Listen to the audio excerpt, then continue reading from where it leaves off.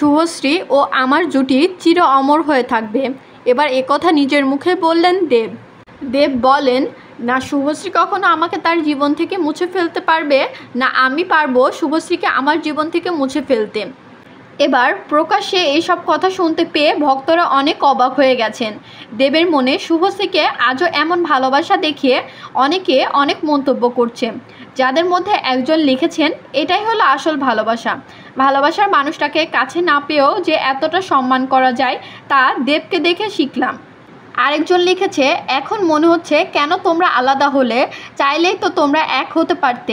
কেউ বা লিখেছে, তোমাদের জুটি সারা জীবনের জন্য সেরা। তো বন্ধুরা, দেব ও শুভশ্রী জুটি আজও আপনাদের কাছে কি সেরা, কমেন্টে জানাতে ভুলবেন না।